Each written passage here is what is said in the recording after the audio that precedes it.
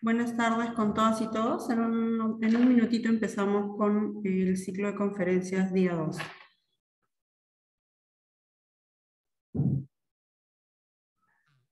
Buenas tardes con todas y todos. Mi nombre es Sandra Miranda, parte del equipo técnico del Viceministerio de Justicia. El día de hoy también nos acompaña Jimmy Quispe, que es el viceministro de Justicia actualmente, y tenemos la presencia de dos direcciones que el día de hoy van a desarrollar los temas competencia de las dos direcciones restantes que ayer no pudieron presentarse, ¿no? Que es la Dirección de Desarrollo Normativo y Calidad Regulatoria y la Dirección de Justicia y Libertad Religiosa. El día de hoy, como saben, vamos a tener dos mesas. La primera mesa va a abordar el tema de la ética como un pilar fundamental de la sociedad actual, y la segunda mesa va a abordar el tema de la función pública y de la responsabilidad administrativa. En esta primera mesa, lo que se busca, digamos, es poder analizar la ética, pero desde el ejercicio profesional, ¿no? La importancia que tiene la ética en la administración pública, en la construcción del progreso social como un componente político, y su estrecha relación con los principios de eficiencia, de transparencia, de eficacia y de legitimidad en la función pública, que son importantísimos para nuestras sociedades democráticas. Para ello, digamos, la dirección encargada de esta tarea ha sido la Dirección General de Justicia y Libertad Religiosa, que está a cargo del doctor Eduardo Rebasa Iparraguirre, quien va a dar unas breves palabras antes de presentar a nuestra invitada del día de hoy. Entonces, cedo por unos minutos la palabra a Eduardo Rebasa, Director General de Justicia y Libertad Religiosa. Muchas gracias, Sandra.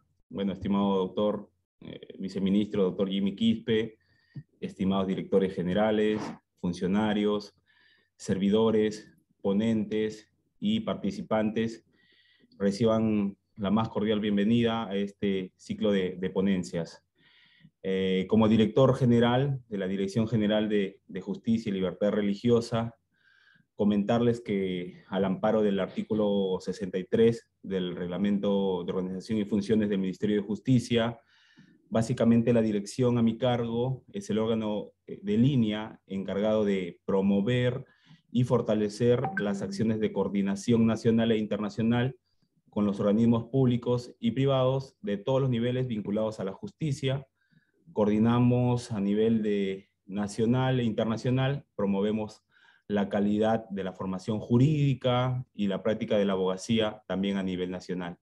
Así también tenemos como función velar por las relaciones entre el Poder Ejecutivo y las entidades religiosas, ¿no? Dependemos jerárquicamente del Viceministerio de Justicia.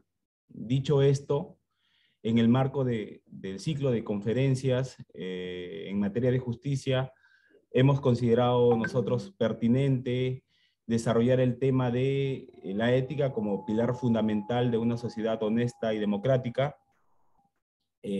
resultando un valor imprescindible en la correcta convivencia para la sociedad.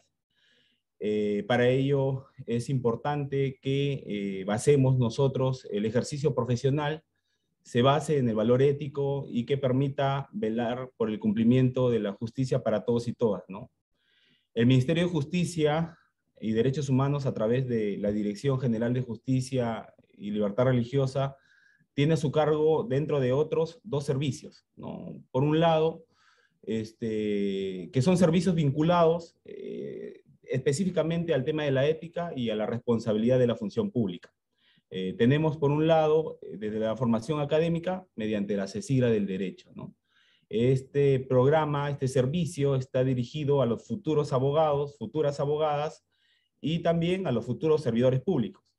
Entonces, en el cual, como dirección general, buscamos el fortalecimiento de que esa práctica jurídica que se vaya a dar sea basada en la formación profesional y ética del cecigrista, ¿no? Pero además, ese servicio tiene incidencia en la supervisión de la conducta ética de los abogados, ¿no? Y ese servicio lo realizamos a través del Registro Nacional de Abogados Sancionados, el RENAS, ¿no? Entonces, mediante el cual toda la ciudadanía en general puede conocer quiénes son los abogados que se encuentran sancionados por el incumplimiento de sus deberes profesionales, y vemos pues que ejecutando estos servicios se contribuye así a la formación del perfil de idoneidad en la función pública, buscando sobre todo el bienestar de la población y en este caso el desarrollo del Estado como tal, ¿no? Entonces, habiendo desarrollado este preámbulo, yo doy pase a Sandra a fin de iniciar con la ponencia a cargo de la doctora Marilyn Aróstegui. Gracias.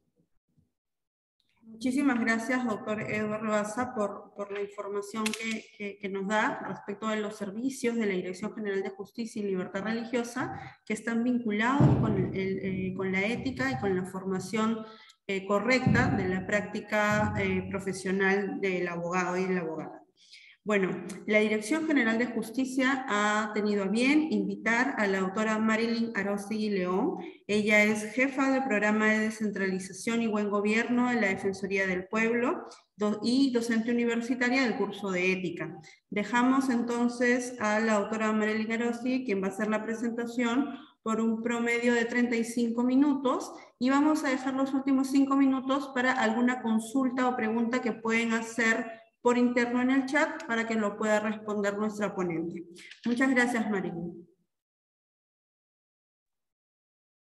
Bien, buenas tardes. Muchas gracias, Sandra. Buenas tardes a todas las autoridades presentes del Ministerio de Justicia. Agradecer a los organizadores por invitarme el día de hoy a esta tarde y compartir algunas reflexiones respecto a la ética como, y bueno, lo hemos titulado, ¿no? La ética como pilar fundamental de una sociedad honesta y democrática. A ver, voy a compartir mi pantalla.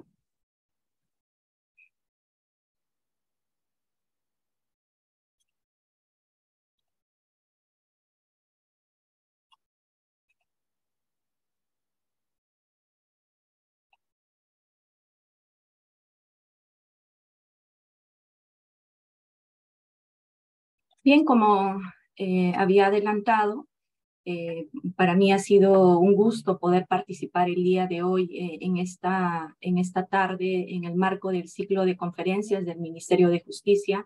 Saludo la iniciativa del Ministerio de Justicia de poder continuar con este tipo de eventos dirigidos a todo el público del mundo jurídico, académico. La ética, o bueno, cuando nos referimos a la ética, cuando queremos hablar sobre la ética, con frecuencia como ciudadanos, ciudadanas, profesionales o servidores públicos nos hacemos esta pregunta, ¿no? ¿Por qué la ética es fundamental para la vida comunitaria, para la vida en sociedad, más allá del espacio en el cual nos encontremos? Porque como profesionales vamos a formar parte sea de instituciones públicas, vamos a trabajar en empresas o dedicarnos a litigio estratégico específicamente en el caso de los abogados, ¿no? Pero esta pregunta está presente porque la ética es fundamental en nuestra vida comunitaria, qué nos aporta y por qué es un sostén, se dice, de nuestra democracia, ¿no? A pesar que se nos puede venir como respuesta o se nos viene a la mente diversas situaciones en las que nos encontramos, ¿no? Valga señalar que pues no somos ajenos, nuestro país no es ajeno a pasar por diversas crisis, y en este caso nos encontramos, o ya hace un largo tiempo nos encontramos afrontando una crisis política, económica, social, alimentaria, que también producto de la pandemia de la COVID-19 se ha acrecentado, ¿no? Sino que también vivimos una crisis ética y en valores, ¿no? Un debilitamiento institucional que, dicho sea de paso, en los últimos tiempos nos ha mantenido al límite. Bien, esta situación nos convoca, pues, como ciudadanos y ciudadanas de este mundo académico y como no servidores públicos en esencia, a reflexionar desde la matiz de la ética cómo nos encontramos y hacia dónde vamos. para construir sobre todo una democracia transparente, una democracia igualitaria, participativa, proba, que es lo que permanentemente nos exigen los ciudadanos y ciudadanas, una democracia célere, y yo le pondría bastante énfasis a esta palabra, una democracia humanista, ¿no? Y por otro lado también nos lleva a construir nos lleva a preguntarnos qué necesitamos o qué hacemos para buscar, encontrar o reencontrar, ¿no?, el camino de lo deseado que nos ayude a sostener nuestra aún débil democracia. Y antes de presentarles esta lámina, que me gusta mucho mencionar siempre este primer artículo de nuestra Constitución Política, quisiera poner un poco en contexto por qué nos corresponde hacer esta reflexión, ¿no?, respecto a la democracia, ¿no? Y pues está que cuando hablamos de democracia estamos señalando, ¿no?, que gozamos de una de las mejores formas de gobierno, ¿no? Si bien con sus idas, sus venidas, sus debilidades, porque de hecho no tenemos una democracia conquistada, sino tenemos o debemos conquistarla, ¿no? Por ser la mejor forma de convivencia, ¿no? Por ello mismo merece merece la pena emplear toda nuestra fuerza sobre ella, ¿no? Históricamente o en los últimos tiempos, ¿no?, uno de los episodios más lamentables que tuvimos como humanidad, ¿no?, por lo menos en el siglo XX, fue el suceso lamentable, ¿no?, del desarrollo de dos guerras mundiales. Esto en efecto supuso no solo todo lo que ya nosotros conocemos en el marco de los derechos humanos, sino que también supuso un grave retroceso en la idea de progreso y la vigencia propiamente de los derechos humanos, ¿no? Por eso es que posterior a ello la humanidad acordó en consenso que eso tenía que cambiar y ello pues dio mérito a la Declaración Universal de los Derechos Humanos del año 1948. Bien, en cuyo contenido sabemos como abogadas, abogados o futuros abogados y abogadas que esta declaración reconoce un conjunto de derechos de la persona, ¿no?, por el mismo hecho de serlo o por el solo hecho de serlo. Así tenemos un listado de derechos civiles, políticos, sociales, culturales, económicos, y bueno, y así sucesivamente, una lista de derechos de la persona. Y remontándonos o recordando nuevamente a esta palabra democracia, si bien este documento tan importante no hace una referencia explícita a la democracia, pero sí recoge el término de nosotros los pueblos. Dice, nosotros los pueblos reconocemos que la persona tiene estos derechos, ¿no? En esencia, pues esto refleja el principio fundamental de la voluntad colectiva como fuente de legitimidad. Además, que lo que sí se señala, producto de este consenso, las Naciones Unidas dice que promueven la gobernanza democrática como un conjunto de valores como la participación, la igualdad y el desarrollo de todos los seres humanos.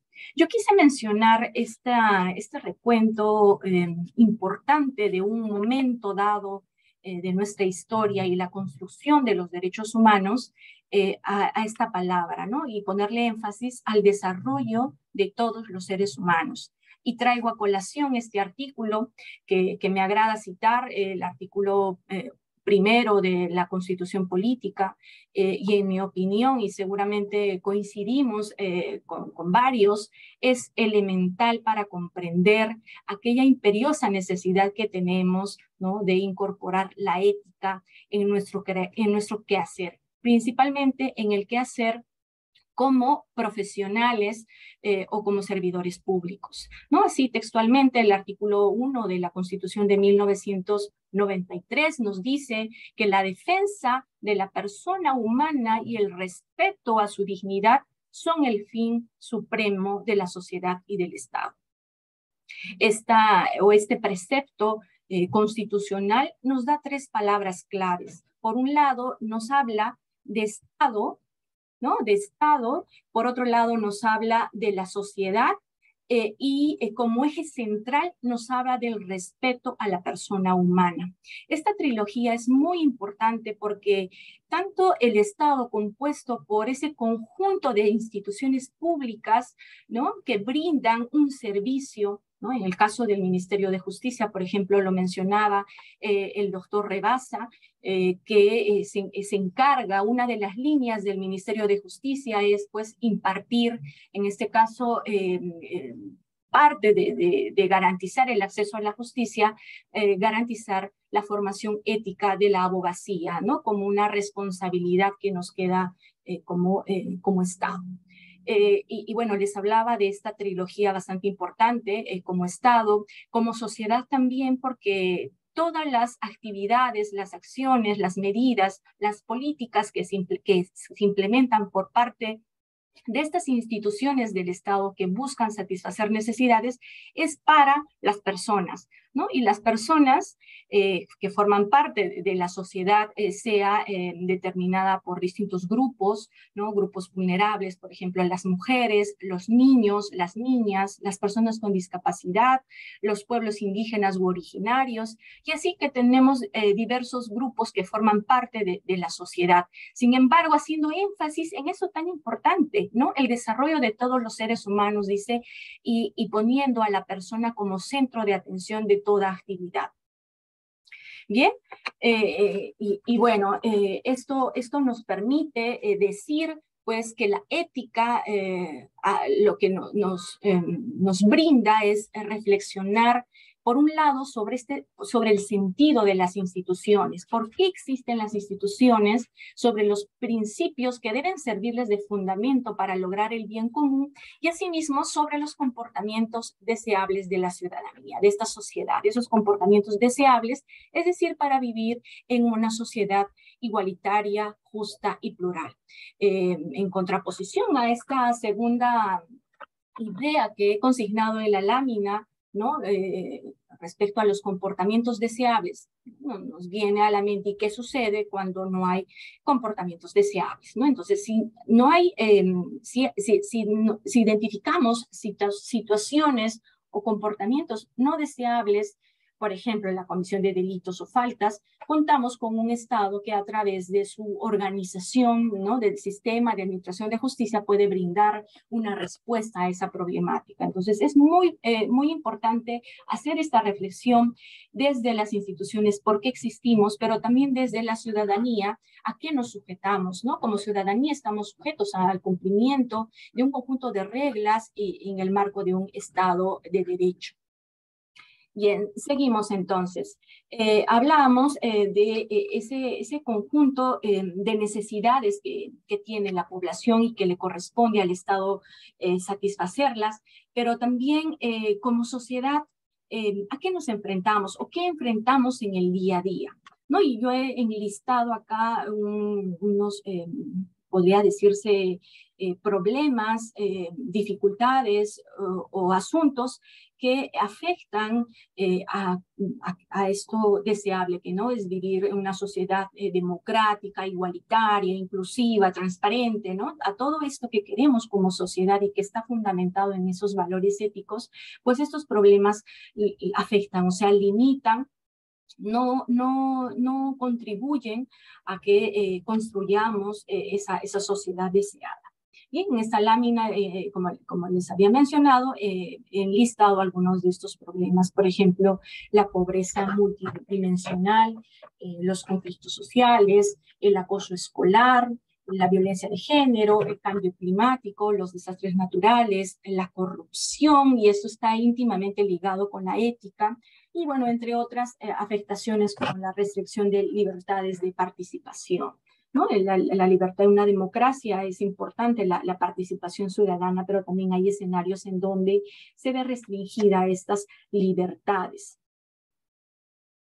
Y bueno, antes o sea, me gustaría, o lo que he consignado aquí, antes de ponernos a responder esas primeras preguntas, bueno, he consignado que pues es importante que tengamos algunas cifras que nos permitan ubicarnos en dónde nos encontramos, ¿no? En dónde nos encontramos respecto a estos problemas, ¿no? que nos afecta como sociedad. Y bueno, voy a hacer como que un pequeño recordatorio, un breve recordatorio, y de hecho lo voy a hacer bastante rápido, ¿no? Por mencionar algunas de estas cifras o barreras que limitan que se logre ese bien común, ¿no? Por supuesto, estos están estrechamente conectados unas a otras, incluso algunas son consecuencias de otras, ¿no? Estos problemas son interdependientes, ¿no? Como uno de los principales problemas, ¿no? Por un lado tenemos a la corrupción, es un mal pues que aqueja a nuestra sociedad y por supuesto al mundo, ¿no? De acuerdo a la organización, por ejemplo, en el caso peruano, de acuerdo a la organización Transparencia Internacional, ¿no? De 180 países sobre los cuales se aplicó esta medición, ¿no? En el año 2021 dice que el Perú se encuentra, nuestro país se encuentra en el ranking número 36. De hecho, tiene 2 puntos menos que lo registrado en el año 2020, ¿no? El año pasado estábamos en el ranking, perdón, en el 2020, hace 2 años, estábamos en el ranking número 38, y pues lo cual nos ubica como uno de los países más corruptos, ¿no? Incluso dentro de América Latina. No podríamos decir que lideramos la lista, sino estamos ahí con una marcación colorada, ¿no? Además, el índice de percepción de la corrupción nos da a conocer que uno de los principales problemas, por ejemplo, vinculados a otros como la pobreza, la ineficiencia institucional, el debilitamiento, es la corrupción. Y de hecho esta percepción se ha dado también en el marco de un escenario bastante particular, ¿no? No sé si recordarán este problema que tuvimos en el marco de la pandemia, ¿no? La falta de transparencia en el proceso de vacunación contra la COVID-19 fue un tema de bastante trascendencia que resaltó en esta medición efectuada. Y por otro lado también tenemos, según el barómetro global de la corrupción en América Latina y el Caribe del año 2019, ¿no? Dice, respecto al Perú, señala que el 65% de la población pensaron que la corrupción aumentó en los últimos 12 meses. O sea, hay una conciencia, en efecto, y una percepción de que este problema de la corrupción se ha incrementado en los últimos 12 meses, ¿no? Asimismo, también hay un 30%, dice, de usuarios, ¿no? De los servicios públicos que señalaron que pagaron un soborno en los últimos 12 meses. O sea, están reconociendo que, e incluso naturalizando a la corrupción, por un lado reconociendo que es un problema y segundo naturalizando que pues no tenemos de otra para acceder de manera más rápida a algunos servicios que es someternos o en este caso incentivar actos como los sobornos. Bien, y sigo continuando algunos datos también importantes. Otro dato que es pertinente para la presente, ¿no? Es para saber si la magnitud o para recordar, ¿no? En esas reflexiones la magnitud de cómo nos afecta la pobreza y que por supuesto está ligado a lo anterior, a la corrupción. De acuerdo al Instituto Nacional de Estadística e Informática, en el 2019 el nivel de pobreza registrado en nuestro país fue de 20%, lo cual en el 2020 creció, ¿no? Creció y de hecho que fue dado en un contexto bastante particular de la pandemia de la COVID. Ya sabemos todo el impacto que esto ocasionó en la vida de las personas. Esta cifra de pobreza ascendió a un 30% y bueno, para el año 2021 la medición, que es la medición más reciente, la pobreza monetaria, ¿no?, afectó a un casi 26% de la población. Es decir, más o menos como 8.5 millones de personas, peruanos y peruanas, se encontraban en una situación de pobreza, ¿no? Al respecto, es importante señalar que el rostro de la pobreza, ¿no?, aquí vemos cifras, datos, porcentajes, sin embargo, es importante hacer énfasis que el rostro de la pobreza, pues en nuestro país se ve mucho más, o se ve de manera más clara, ¿no?, en los niños, ¿no?, afecta mucho más también en caso de los niños, de las niñas, las personas que tienen una educación primaria o un nivel de educación que no ha concluido, por ejemplo, la secundaria, población indígena en cual su lengua originaria, o mejor dicho, hablan una lengua originaria, como el quechua, el aymara y otras lenguas amazónicas predominantes, ¿no? O también se ha visto mucho más en el caso de las personas afrodescendientes, y pues ni qué decir en el ámbito laboral, la pobreza vista más en la informalidad laboral que nos afecta, ¿no? Estos datos de pobreza, por supuesto, no serían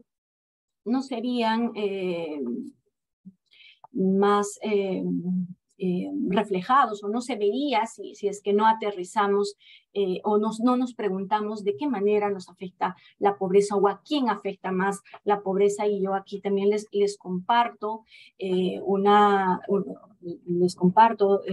datos adicionales que nos permite evaluar con una mayor amplitud respecto a la situación de pobreza que nos afecta, y que por supuesto tiene que ver con la democracia, tiene que ver con la ética, y que ahorita lo vamos a ver cómo, ¿no?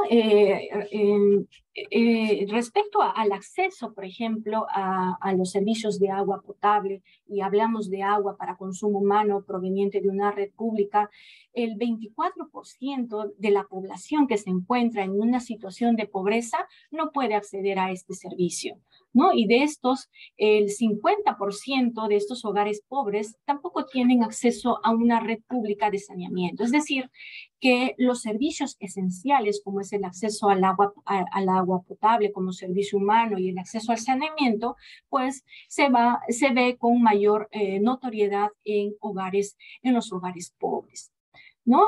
Respecto al acceso al servicio de energía eléctrica, el 4% dice de los hogares pobres aún usan una vela para alumbrarse. Y aquí nos preguntamos, o sea, ¿cómo es posible en nuestra sociedad que todavía haya personas que no tienen acceso a un servicio tan esencial como es la energía eléctrica o el agua potable, ¿no? Hogares que todavía viven o usan una vela para alumbrarse, y por supuesto eso se relaciona, si vamos a relacionar con otro tipo de derechos, ¿cómo va la vigencia de los derechos de este grupo de hogares que no tiene sus necesidades básicas satisfechas? Y nos preguntamos, ¿es ético que un Estado no responda con mayor eficiencia para estos problemas? O, por ejemplo, aquí en cual señala, ¿no?, como servicios esenciales,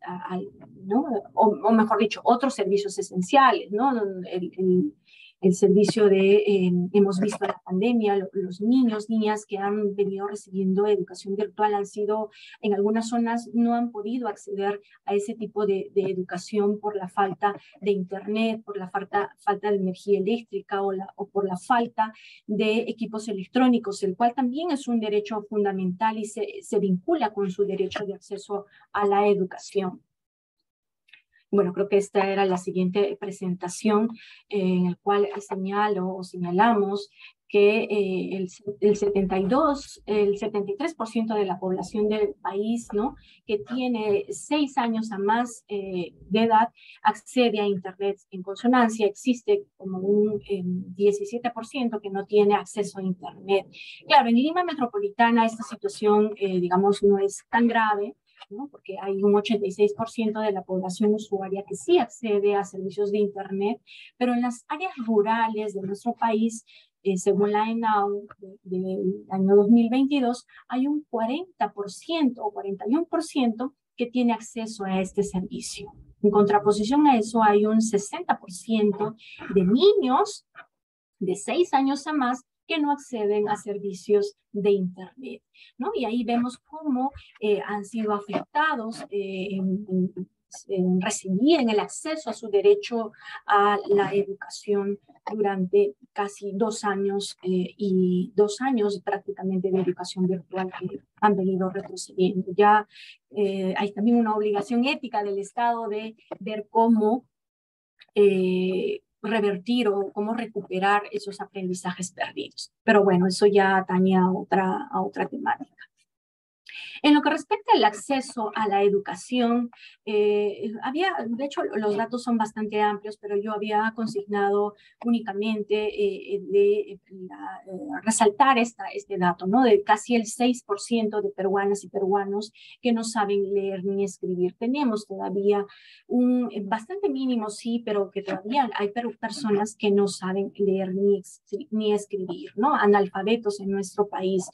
Y pues ahí también va nuestra labor como defensores de derechos humanos y el ejercicio de nuestra labor, qué podemos hacer o qué podemos aportar. Respecto al derecho a la salud, existe un porcentaje bastante alto, ¿no? De un 22% de población nacional que no cuenta con un seguro de salud. Y solamente estoy resaltando acá el contar con un seguro de salud, ¿no? Si hablamos de otras condiciones esenciales sobre el derecho a la salud, como la accesibilidad, la asequibilidad, la disponibilidad, ¿no? El hecho que se cuente con infraestructura que ha sido bastante clara durante la pandemia, pues seguramente la situación será más grave, ¿no? Estos datos, ¿por qué los he mencionado? ¿No? Para señalar pues que existe una responsabilidad ética desde el Estado para atender las necesidades esenciales de la población, sobre todo de los más vulnerables, ¿no? Como habíamos señalado en este artículo 1 de la Constitución Política, que dice que la persona humana es el fin supremo de la sociedad y del Estado, y como Estado, ¿cómo estamos garantizando aspectos mínimos de dignidad a las personas? Si todavía tenemos personas que no saben leer, no saben escribir, o todavía tenemos pobres, personas en situación de pobreza que no pueden acceder a servicios esenciales en sus lugares, ¿no? Lo cual, si hacemos un análisis tal vez geográfico, podemos ver dónde se evidencia más esas vulnerabilidades y por qué existe una responsabilidad ética de priorizar algunas medidas desde el Estado para responder a esas necesidades, ¿no? Pero también nos da estos datos mostrados, por ejemplo, el dato de la corrupción, esta percepción bastante alta que tenemos como ciudadanos sobre si somos un país o no corrupto y qué tan corruptos somos, ¿no? Nos da cuenta de que existe una pérdida de legitimidad en las instituciones elementales para la convivencia social y el respeto de los derechos fundamentales de la persona, ¿no? Por ejemplo, una de las instituciones que tenía un mayor descrédito era ¿no? en este estudio que se realiza, en este estudio mundial que se realiza, una de las instituciones en el Perú era la Policía Nacional del Perú. Entonces, como Estado existe una responsabilidad para ver qué es lo que está sucediendo en la policía. Creo que sabemos lo que sucede, pero cómo implementar y por dónde cambiar, qué hacer para poder mejorar, ¿no? Y tal vez reencauzar por el camino de lo ético y todos los valores que implican actuar éticamente de este sector. Y así hay por supuesto, también otros ámbitos en el cual se advierten claramente esta situación.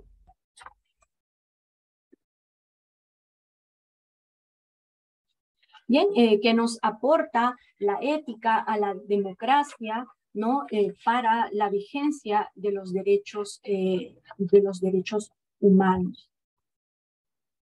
Bien, la ética pública, un poco para recordar el aporte de la ética o por qué, por ejemplo, es importante la incorporación de la ética pública como una medida transversal dentro de la formación, bueno, ética pública dentro de la formación de los servidores, pero ética también profesional dentro de la formación de estos servidores, que pues los servidores públicos están compuestos por un conjunto, ¿no?, de profesionales que actúan cooperativamente para brindar un servicio, ¿no? Esa pregunta voy a enfocarla pregunta anterior, voy a enfocarla desde dos ámbitos pertinentes para esta conferencia, ¿no? El ámbito del ejercicio público y el ámbito de lo profesional, para lo cual traigo a colación lo que mencioné hace un momento, ¿no?, respecto a las instituciones en sentido amplio, y si queremos aplicarla a este escenario como instituciones públicas,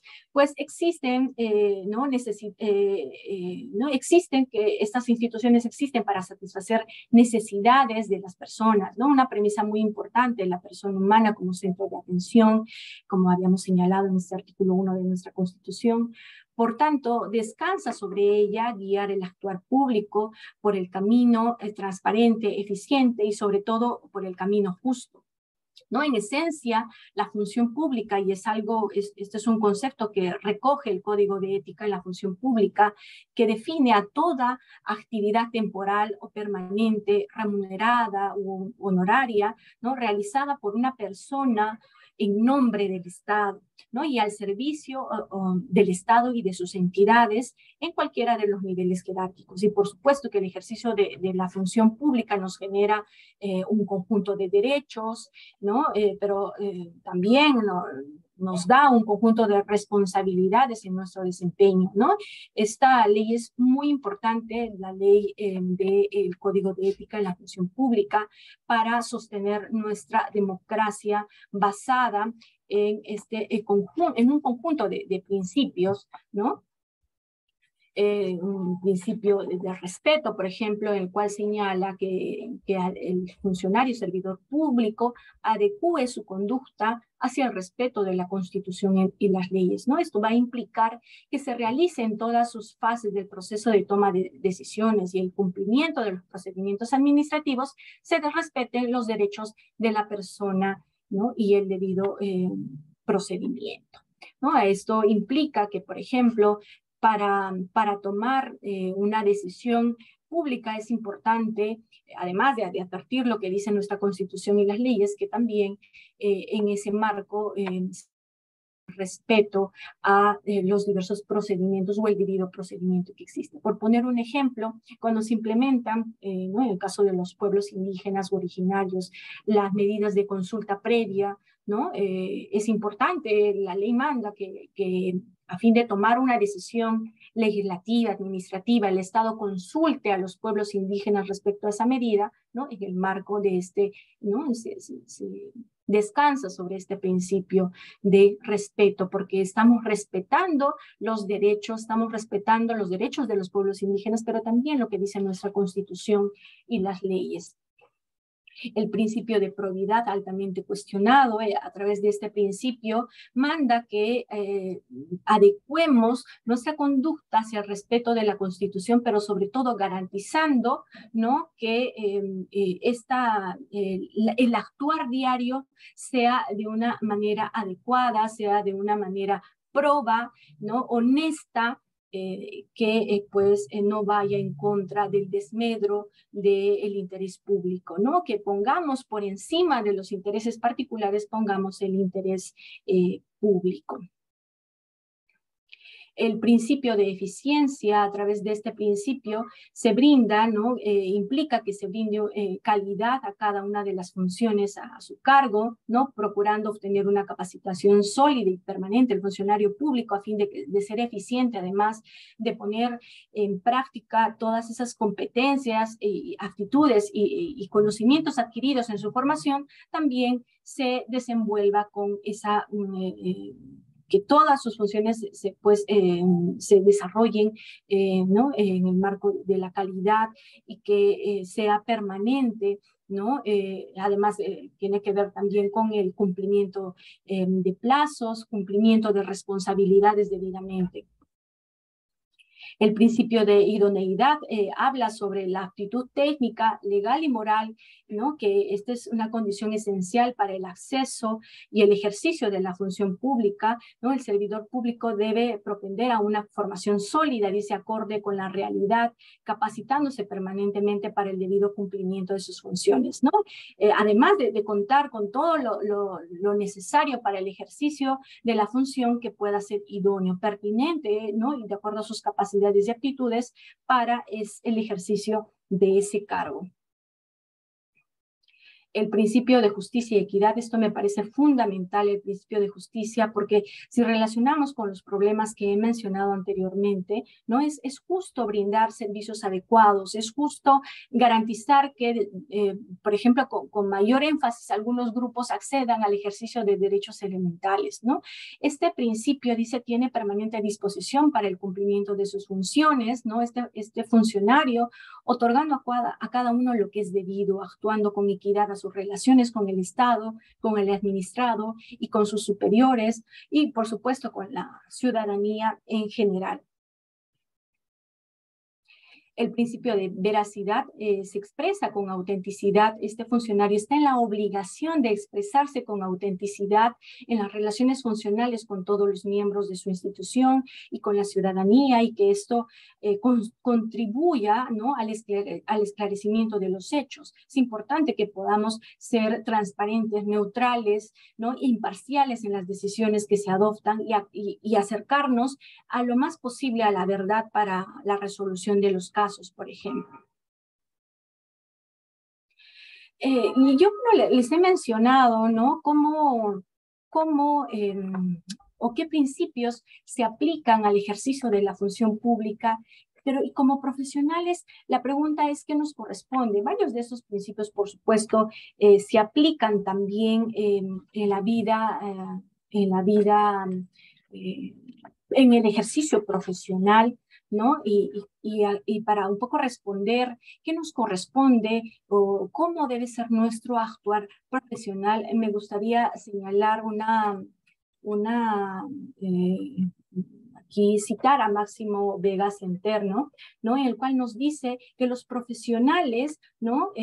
Debemos actuar con responsabilidad tanto personal, ¿no? social, y cumplir con los requerimientos de justicia y equidad, pero sobre todo porque los profesionales gozamos de una posición privilegiada. Así, este conjunto de principios éticos que rigen la gestión pública, ¿no? son importantes, pero no serán completos si es que somos o tenemos menos corporaciones profesionales que nos sepan y que hayan perdido un tanto el rumbo de los fines de nuestra profesión. ¿No? Es importante que podamos identificar por qué somos abogados, qué nos dio para ponernos a estudiar, por ejemplo, el derecho, ¿no? ¿Por qué escogimos esta carrera? ¿Cuáles son el fin público, el fin social que busca a través de esta carrera? Buen profesional no solo resulta aquella persona que ha recibido una formación específica y que ha obtenido pues buenas calificaciones en su etapa de formación profesional, sino también será buen profesional o es buen profesional aquella persona que actúe con responsabilidad a los requerimientos de justicia, de equidad, ¿no? Según señala, como bien señala Máximo Vega, los profesionales estamos o nos ubicamos y gozamos de una posición privilegiada, y no por el dinero, no por el prestigio o el cargo, sino por el mismo hecho de contribuir con conocimientos, con expertise y buen saber o buen tino a atender las necesidades elementales de las personas. Estas necesidades elementales son las que dan mérito a la existencia de las profesiones. Y bueno, en esta reflexión de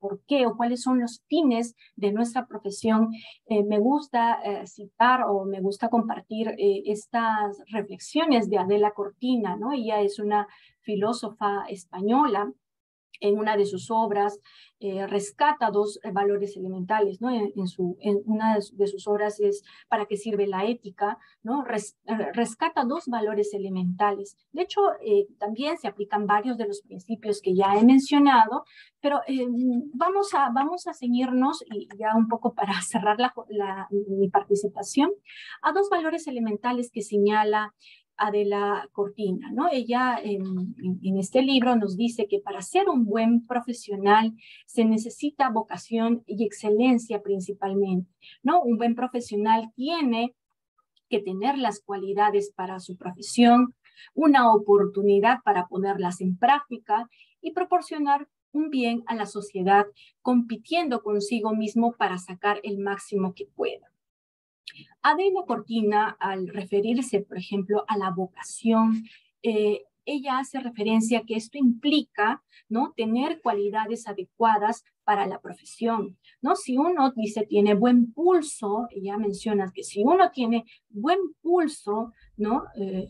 Que si uno, ella pone un ejemplo en este su libro, dice que si una persona no tiene buen pulso, se refiere al pulso, ¿no? No puede ser pues un buen cirujano, ¿no? Porque un cirujano necesita buen pulso para hacer o ¿no?, efectuar una operación, ¿no? Entonces, ella a la vocación hace referencia a que las personas tengamos cualidades razonables y bien cultivadas, ¿no? Además de darse cuenta que el aporte que ofrece la profesión a la sociedad, ¿no? O sea, nosotros como profesionales debemos darnos cuenta cuál es el aporte a la sociedad, también que exista posibilidades razonables para hacer eso importante, ¿no? De acuerdo a mis competencias, de acuerdo a lo que se presente, yo pueda ver en dónde me desempeño, porque si no encuentro ese lugar en el cual, haciendo uso de esas cualidades razonables, de esas cualidades cultivadas, no me siento, no me siento bien, no desempeño una labor, entonces estoy siendo un profesional mediocre, y por eso pues el mundo, con todos los problemas que tiene, no quiere profesionales mediocres. En todo caso, nos insta a que podamos buscar cuáles son los fines por el cual nos llevaron a estudiar esta profesión, y así será mucho más sencilla, mucho más eficiente, mucho más práctica encontrar qué es lo que queremos ¿no? En nuestro ejercicio, porque si no, caso contrario, la persona hará o cumplirá, o si no encontramos lo que queremos, no estamos en un lugar donde nos sentamos felices de lo que hacemos, ¿no? Vamos a cumplir esa labor solo por el incentivo que implica, ¿no? O, por ejemplo, solo por la remuneración, ¿no? Y para recibir siempre el incentivo podría hasta hacer trampa. Dice que eso es uno de los motivos por el cual desde la ética se explica que haya innumerables hechos de corrupción diaria, ¿no? Que las personas no se sienten bien o que ven insuficientes, y más bien se han enfocado en los incentivos que implica el desempeñar esa profesión, y no así los fines públicos que persigue esa profesión. ¿Bien? Como segundo punto, además de la vocación, Adela Cortina resaltaba la excelencia, ¿no? Y bueno, nos habla de la excelencia, y que para ella, ¿no?, es la capacidad de ser valeroso, dice, haciendo un buen servicio a la comunidad. Y si alguien tiene capacidad, ¿no?, que es si una persona excelente tiene la capacidad de ser leal, ¿no? Una persona excelente o un profesional excelente tiene la capacidad de ser probo, tiene la capacidad de poder discernir entre lo bueno y lo malo, y escoger sin perseguir los fines o sin desvirtuar quizá los fines de la profesión, irse por el camino que corresponda. Y seguramente esto nos va a, en algún momento, dar, más allá de este incentivo que a veces se busca, esa satisfacción de pues dar cumplimiento a aquello que nos inspiró estudiar una profesión, ¿no? Dice, si alguien intenta dominar o intenta tener una capacidad, está siendo excelente, y una democracia no se construye con personas que se conforman con ser mediocres, sino más bien por profesionales excelentes, porque la sociedad lo merece, ¿no? Seamos excelentes, va a implicar que pongamos en práctica esas capacidades que hemos adquirido y que no en todo momento tengamos en cuenta los fines que perseguimos con nuestro ejercicio profesional, ¿no? Y ya para concluir, teniendo una vocación y una excelencia como profesionales, habremos conseguido esto que es, pues, ¿no? El dinero, ¿no? Una buena remuneración, el prestigio y también el poder, y que sepamos ejercerla adecuadamente, ¿no? Dentro de los límites que también nos manda. Y ya para cerrar, quisiera compartirles algunas de las conclusiones en esta tarde, ¿no? El cual, sin duda, la ética es un pilar fundamental en una sociedad honesta y democrática. Los principios, valores y que se fundan sobre ella contribuyen a sostener la democracia, ¿no? Es decir, instituciones legítimas en cuya planificación consideren a la persona humana y la atención de sus necesidades como centro de atención prioritaria. Esto nos ayuda. Es importante que las instituciones no pierdan o no perdamos este enfoque de considerar a la persona humana como un centro de atención, ¿no? Y a la luz de los hechos, pues nos encontramos ante una grave crisis de la ética, ¿no? Eso es innegable, no solo por los altos índices de corrupción y las pérdidas económicas que ocasiona este mal, sino porque la expresión de ella implica la vulneración de los derechos fundamentales de la persona, ¿no? La Contraloría, por ejemplo, de la República, nos da así de manera permanente las cifras de cuánto, ¿no? de cuánto de dinero público o de nuestro erario público se pierde por la corrupción, y nos dice qué haríamos, ¿no? Con todo ese dinero perdido. ¿Qué hubiéramos hecho si ese dinero se hubiera utilizado debidamente, ¿no? Los millones y millones de soles que se hubieran utilizado para construir esos colegios, para mejorar las condiciones de atención de salud de las personas, para afrontar con medidas sostenibles esa pobreza que hemos visto que todavía nos afecta, ¿no? Y por eso es muy importante que como profesionales, como abogadas, abogados, y quizá haya también en los participantes de otras, ¿no? Participantes de otras profesiones, identifiquemos cuál es el fin que nos dio mérito para nosotros estudiar y querer ser los profesionales que somos, y no perdamos ese horizonte deseado, ¿no? De que es el buscar el fin común. Bien, muchas gracias. Estoy totalmente disponible para si hubiera preguntas o consultas sobre el tema. Gracias. Gracias, Marilyn. Agradecemos la participación de la doctora Marilyn Aróstegui, quien nos ha expuesto respecto de la ética como un pilar fundamental de la sociedad democrática.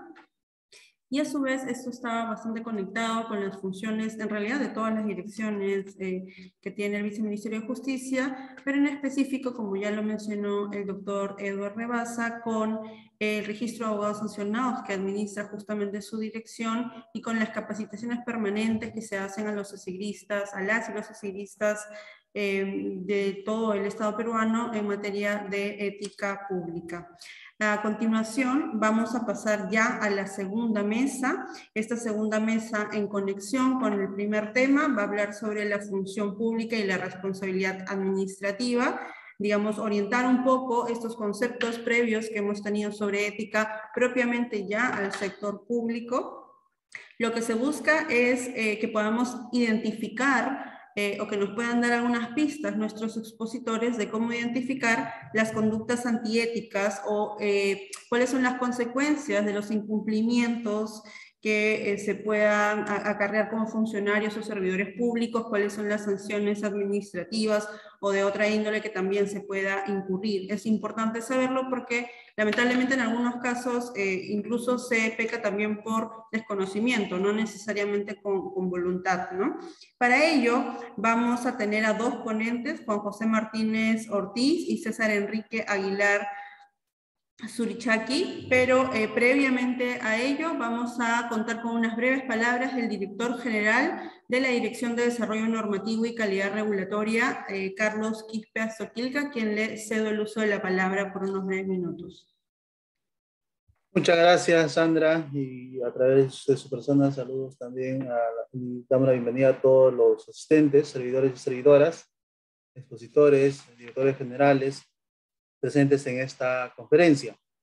Para la Dirección General de Desarrollo Normativo y Calidad Regulatoria, es un honor participar de este ciclo de conferencias gracias a la iniciativa del Viceministro de Justicia, Jimmy Quispe Los Santos. Nuestra Dirección General es un órgano de línea del Viceministerio de Justicia, que básicamente tiene por función de brindar asesoría jurídica a las entidades del Estado. Esta función de asesoría no solamente la cumple cada vez que emite un informe jurídico respecto de los proyectos normativos, sino también cuando emite opiniones jurídicas, es decir, cuando las entidades realizan una consulta sobre la interpretación o el alcance o el sentido de alguna norma de carácter general. Pero además emite dictámenes dirimentes, esto cuando las entidades tienen discordancia en la interpretación y aplicación de las normas de carácter general. Asimismo, esta Dirección General se encarga de la sistematización y difusión de las normas legales y la jurisprudencia vinculante, ello con la finalidad de mantener la coherencia y el perfeccionamiento del ordenamiento jurídico. Justamente con relación a estas funciones, en líneas generales se podría mencionar que es de vital importancia la realización de eventos de esta naturaleza. En este caso la hemos venido a denominar la función pública y la responsabilidad administrativa, porque justamente a través del quehacer de esta dirección, ya sea cuando elaboramos informes jurídicos, opiniones jurídicas o dictámenes dirimentes, muchas veces se está o tiene relación con justamente con ya sea la normativa o las consecuencias sobre las responsabilidades de los funcionarios y servidores públicos. He ahí la importancia justamente de este evento y que lo vamos a presentar en los minutos que vienen con nuestros expositores.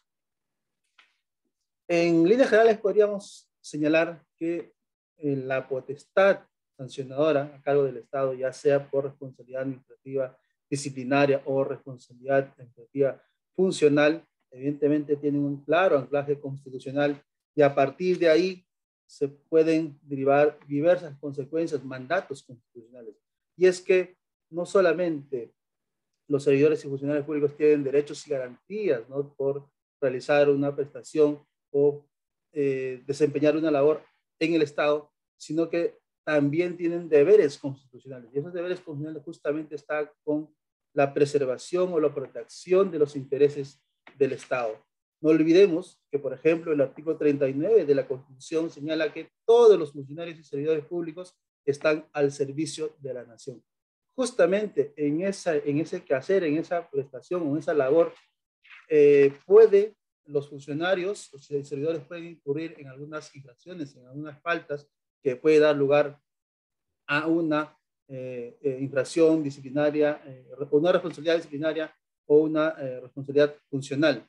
Pero eso también, justo de cara a la temática que hemos planteado, de lo que se trata es hacer un análisis, una especie de análisis crítico de cómo es que, por ejemplo, si hablamos de la responsabilidad disciplinaria, cuál es el estado actual en que se encuentra, cuáles digamos, las ventajas o las desventajas que al día de hoy afronta este sistema y sobre todo las posibilidades de una eventual mejora, ¿no?, a efectos de, evidentemente, de redimensionar o repotenciar este sistema. Y por otro lado, en lo que respecta a la potestad constitucional de supervisión, por ejemplo, que realiza la Contraloría General de la República, también no está exento de límites. Entonces, lo que nosotros tenemos la preocupación justamente es de visualizar y evidenciar cuál es esa problemática a efecto de buscar también eventuales reformas que podrían realizarse a futuro.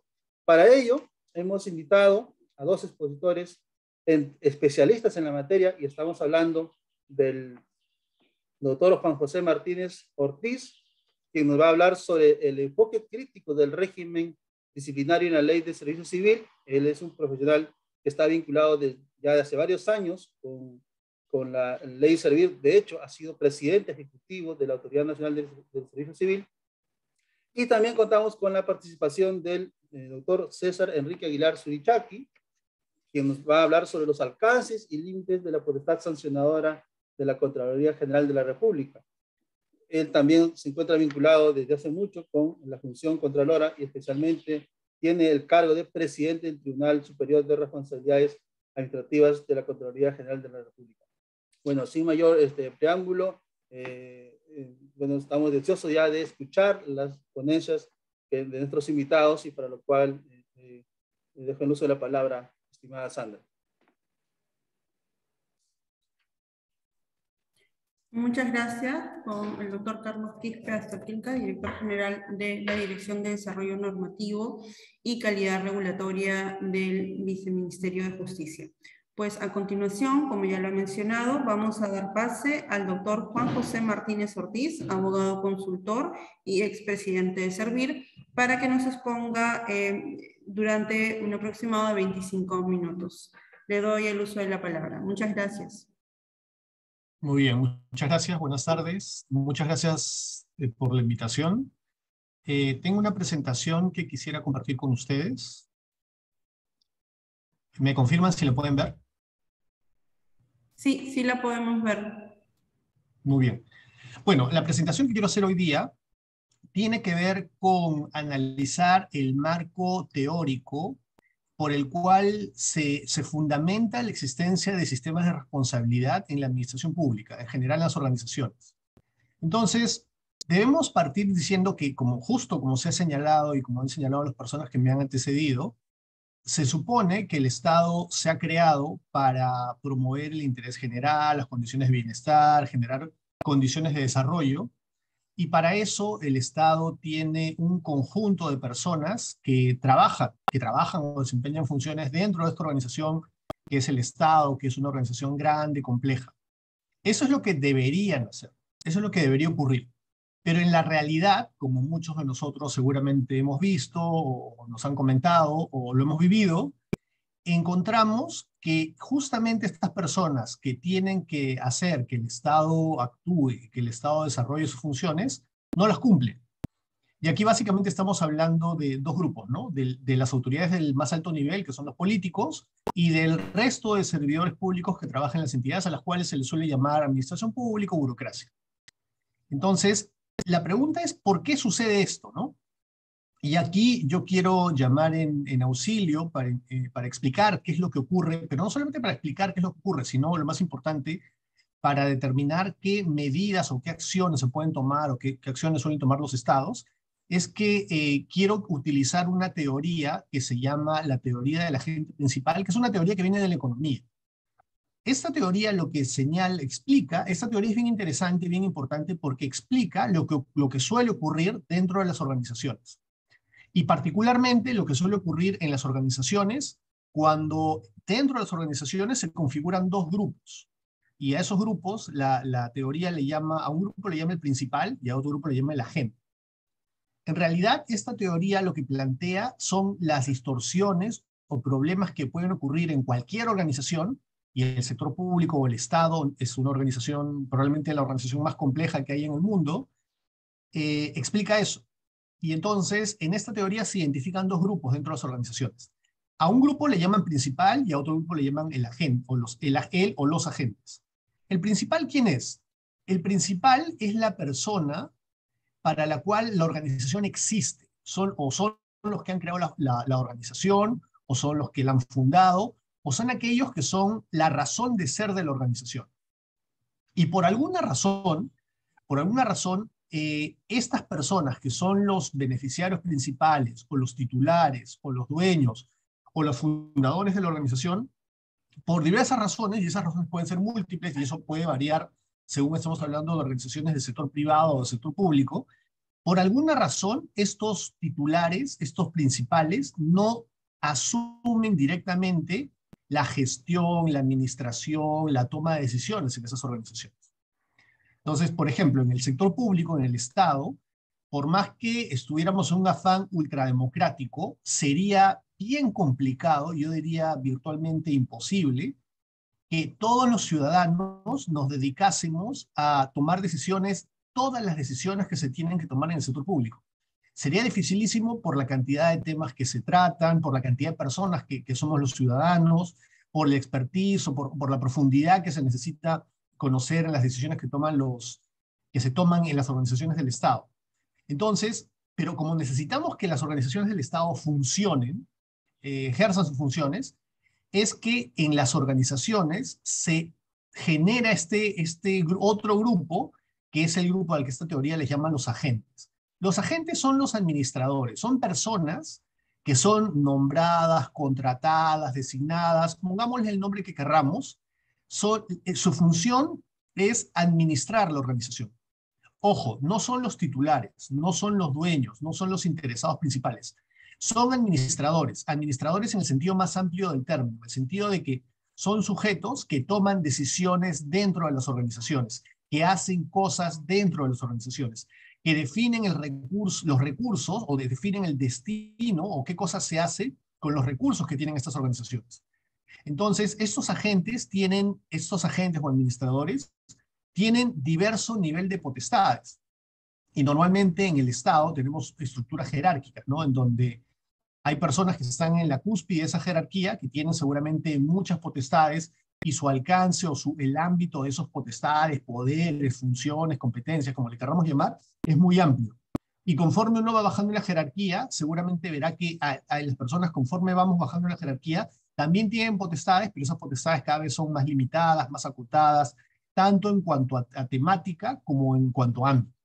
Pero finalmente todos tienen potestades de decidir, de manejar recursos, y entonces lo que tenemos ahí es que desde la más alta autoridad en el sector público hasta el último servidor en la última escala de esta jerarquía compleja que tenemos, todos en mayor o menor medida son agentes, todos en mayor medida son administradores, todos en mayor o menor medida deciden. O sea, uno puede decidir desde qué norma o qué reglamento aprobamos o qué directivo aprobamos, hasta otra persona puede decidir en qué momento salen los vehículos, por ejemplo, los vehículos de una entidad a hacer una determinada actividad o una determinada acción. O si una acción se toma hoy día o se toma mañana. Entonces, por eso me refiero que el ámbito de acción es bien amplio y por eso tenemos este conjunto complejo de personas en el sector público. Que dicho sea de paso, en el sector público peruano es bien grande. Estamos hablando de que este conjunto de personas en todo el Estado peruano, en los 3 poderes del Estado, en los organismos constitucionalmente autónomos y en los 3 niveles de gobierno, en el Ejecutivo, en los gobiernos regionales y locales, por todo haber tenemos aproximadamente 1,5 millones de personas. Entonces es una organización, como les decía, grande, ¿no? Ahora, ¿por qué siempre menciono esta teoría? Esta teoría es bien importante y está bien extendida desde hace unos 40 años en el mundo académico. Es una teoría tan importante, tan interesante y con tanto poder explicativo que si estuviéramos hablando de organizaciones privadas, si esto fuera un curso de Derecho Societario, hablaríamos de esta teoría. Si estuviéramos hablando de AFPs y la relación de las AFPs con los aportantes, fíjense que AFP es un administrador de fondos de pensiones. En todos los contextos donde haya organizaciones y haya administradores que no son los dueños, va a aparecer esta teoría y se aplica y se utiliza esta teoría. Y como digo, se utiliza porque sirve para explicar lo que sucede en las organizaciones, pero sobre todo para ver qué medidas que se pueden tomar frente a eso. Y claro, evidentemente también se utiliza para explicar lo que sucede en el sector público, porque en el sector público, si pudiéramos decir que hay un dueño o un titular del Estado o de las organizaciones del Estado, esa es la ciudadanía. Fíjense que esto en otra terminología está en la Constitución. Cuando la Constitución dice que el poder emana del pueblo, lo que nos está diciendo de alguna manera es que la ciudadanía o que el pueblo, que los ciudadanos, somos los que creamos y somos la razón de ser y somos los titulares del Estado. Y que más bien le encargamos a un grupo de personas que son los servidores públicos, llamémoslos servidores públicos, llamémoslos burocracia, llamémoslos administración pública. El hecho concreto es que son personas, son sujetos los cuales tienen un encargo, son administradores temporales además, que lo que tienen que hacer es que estas organizaciones funcionen pensando en el interés principal, en el interés ciudadano. Eso es lo que se llama, por ejemplo, en derecho administrativo, el interés general, o en otras ramas se le llama bienestar o bien común, ¿no? Todas esas son terminologías que se usan, que justamente lo que le están diciendo los administradores a los servidores públicos es, ojo, ustedes tienen que desarrollar sus funciones pensando en la ciudadanía. Ahora, como les decía, esta relación existe porque muchas veces no es viable, sobre todo cuando las organizaciones empiezan a ser muy grandes o muy complejas, no es viable que los mismos titulares se encarguen directamente de tomar las decisiones ahí. Piensen en cualquier organización de sector público, piensen, por ejemplo, en una municipalidad, o piensen en un ministerio, piensen en un gobierno regional. ¿Se imaginan lo complicado y virtualmente imposible que sería tomar decisiones, gestionar y tomar acción, o que esas entidades ejerzan sus funciones, si todos los ciudadanos tuviéramos que decidir directamente en esas decisiones en el día a día? Virtualmente sería imposible que esas organizaciones funcionen y operen. Una forma de superar esta situación, este problema, es justamente generar mecanismos para designar a personas que administran esas organizaciones por nosotros. Esa es la parte buena, que digamos, no todos los ciudadanos, o sea, los ciudadanos en general, no vamos a tener que dedicarnos a hacer funcionar el Estado. Somos la razón de ser, somos lo que hemos creado, somos los titulares de las organizaciones del Estado, del sector público, pero no nos tenemos que dedicar a su manejo, a su administración, a la toma de decisiones. Para eso llamamos este otro grupo, que son lo que la teoría llama agentes, y que yo estoy llamando administración pública o servidores públicos, ¿no? Y que es un conjunto grande y jerarquizado. Ahora, el tema es que en este tipo de contexto, donde los administradores no son los dueños, los administradores pueden tener la tendencia de aprovecharse de su posición, lo que se llama comportamiento oportunista. Y entonces buscar beneficios extra, por decirlo así, indebidos.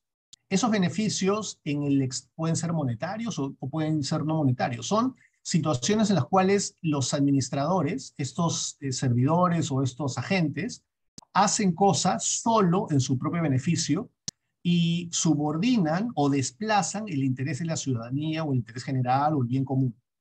Y eso además le genera un costo a la ciudadanía. En el ejemplo más extremo, y probablemente el ejemplo o la situación más grave de estas situaciones de aprovechamiento, es lo que conocemos como corrupción. Pero también hay muchas otras situaciones en las cuales las personas se desalinean y entonces ponen por delante su interés particular, y eso termina desvirtuando la forma como ejercen sus funciones y termina desvirtuando esas funciones porque ya no se ejercen pensando en la organización o pensando en el Estado o pensando en el ciudadano. Eso ya se desplaza y eso se subordina y ya no se ejecuta. Ahora, lo interesante de esta teoría es que esta teoría señala que hay 3 causas o 3 factores por los cuales ocurre esta situación de abuso. Primero, el hecho de que los agentes, los administradores tienen sus propios intereses y privilegian sus intereses propios, sus intereses particulares, frente a los intereses de la organización o de la entidad en la que trabajan, o frente a los intereses del Estado en general, o frente a los intereses de la ciudadanía. Entonces hay una situación donde se pone por delante esos intereses. En segundo lugar, otro factor es que hay una situación que se llama en economía asimetría de información. ¿Esto qué significa? Que la organización y que los ciudadanos no necesariamente sabemos y tenemos conciencia sobre lo que están haciendo estas personas, sobre lo que están haciendo estos administradores. O no tenemos conciencia y claro, no sabemos exactamente qué está pasando o la razón por la cual se toman determinadas acciones o se realizan determinadas conductas. Y en tercer lugar es que el agente, los administradores, los servidores, los políticos, se benefician. Hay una especie de traslado de costos acá. Les pongo un ejemplo. Imagínense que yo fuera funcionario público y tengo la posibilidad de decidir si se va a hacer un viaje o no. Y a lo mejor me invento un viaje. A lo mejor se trata de un viaje que es absolutamente innecesario. Pero claro, a mí me gusta viajar. Hay una situación ahí de aprovechamiento, porque si me gusta viajar, voy a querer hacer eso y a lo mejor el viaje no es necesario para la organización y no tiene ningún impacto en el ciudadano.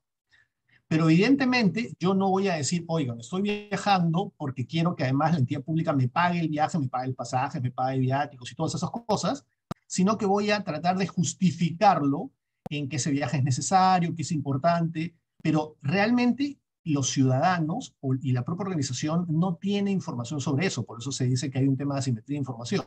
No tenemos información para saber si eso que se está diciendo es así o no, si están exagerando o no. Entonces, fíjense, por un lado, o sea, me estoy aprovechando mi posición y estoy privilegiando mi propio interés, voy a satisfacer mi propio interés.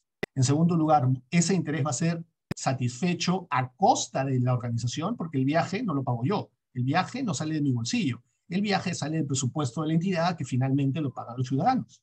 Y fíjense, ese viaje es difícil para la propia organización muchas veces y para la ciudadanía más difícil todavía, saber si ese viaje está justificado o no.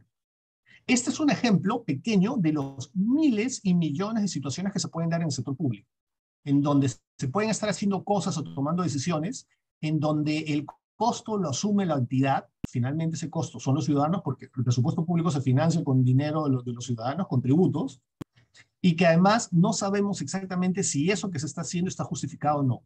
Muchas veces no está justificado y simplemente se explica porque yo, servidor, yo, persona que trabaja en el sector público, quiero beneficiarme de la posición en la que estoy. Quiero satisfacer mi interés personal y poner mi interés propio, personal, particular, por delante. Ahora, frente a eso, justamente esta teoría plantea una serie de actividades que se pueden realizar o una serie de cosas que se pueden hacer. Por ejemplo, para que vean lo interesante que es esta teoría y cómo tiene múltiples aplicaciones. Si queremos atacar este primer factor de buscar que haya personas que no se aprovechen de su posición, un tema importante, por ejemplo, sería la selección correcta de las personas que van a trabajar en el sector público. Y eso tiene que ver con todas las reglas vinculadas al servicio civil, a la vinculación de las personas que van a trabajar en el sector público. Eso por un lado. Pero también tiene que ver, por ejemplo, con el hecho de promover e inculcar en los servidores públicos los valores justamente de servicio público. Y eso tiene que ver, por ejemplo, con los temas de código de ética, de lo que se habló hace un momento, con los temas de integridad. Otro mecanismo es generar sistemas de información. Por eso, esa es una de las razones por las cuales ustedes seguramente han escuchado que en el sector público debe primar la transparencia. La transparencia justamente es un principio que es el antídoto a esa situación de asimetría de información que hay. Porque si hay transparencia y los ciudadanos o las organizaciones sabemos lo que está pasando, va a ser difícil que una persona se aproveche. Si es evidente y hay información que yo estoy viajando y voy a hacer un viaje que en realidad es inútil y lo estoy justificando, y eso es evidente porque hay información, lo más probable es que no lo haga porque justamente como es público y hay esa información, ya no lo voy a hacer. Es por eso que son tan importantes los sistemas de información. Esos sistemas de información, por ejemplo, en el Perú, se expresan en múltiples páginas de información que hay, las páginas de transparencia. Por eso tenemos esta ley de transparencia y acceso a la información. Otro mecanismo que existe es el establecimiento de reglas. Fíjense que en el sector público, los servidores públicos tienen muy limitado el tema de la discrecionalidad. Fíjense que en el sector público prima esto que se llama el principio de legalidad. ¿Por qué? ¿Por qué existe ese principio? ¿Por qué somos tan rígidos en este tema de las reglas? Porque justamente se entiende o se cree que estableciendo reglas detalladas sobre cómo deben actuar los servidores públicos, esa situación de aprovechamiento se supone que podría disminuir o podría atenuarse. Ahora, esas reglas, que son reglas de conducta, que pueden ser reglas que, por ejemplo, están en el código de ética, o pueden ser reglas que están en los sistemas administrativos, esas reglas necesitan ser supervisadas y controladas. De hecho, el rol del Sistema Nacional de Control es una forma de ver esta columna de aquí, de estos mecanismos de supervisión y control. Alguien tiene que estar mirando que esas reglas que han sido establecidas, supervisando, se cumplan. Pero además hay mecanismos para hacerlas cumplir, y ahí es donde los economistas hablan de los mecanismos de incentivos. Y hay básicamente dos tipos de incentivos. Lo que se llama la zanahoria, o sea, los incentivos que son beneficios, que son el establecimiento de beneficios para las personas, y el otro incentivo al cual se le llama el garrote, los sistemas de responsabilidad, los sistemas sancionadores. Entonces, he hecho toda esa explicación para poner en contexto cuál es la razón de los mecanismos de responsabilidad y particularmente los mecanismos sancionadores. La idea de los mecanismos sancionadores es que, bien aplicados, induzcan una conducta correcta de las personas, y sobre todo en el sector público, induzcan la conducta correcta de las personas que trabajan en el sector público. Y claro, en el sector público, como ya es conocido, tenemos tres tipos de responsabilidad, la civil, la penal, y en la administrativa hemos creado, como se sabe, un doble sistema, la responsabilidad civil disciplinaria que está regulada en la Ley de Servicio Civil, y la responsabilidad funcional que está regulada en la ley orgánica, en la modificatoria de la ley orgánica del Sistema Nacional de Control y del Control.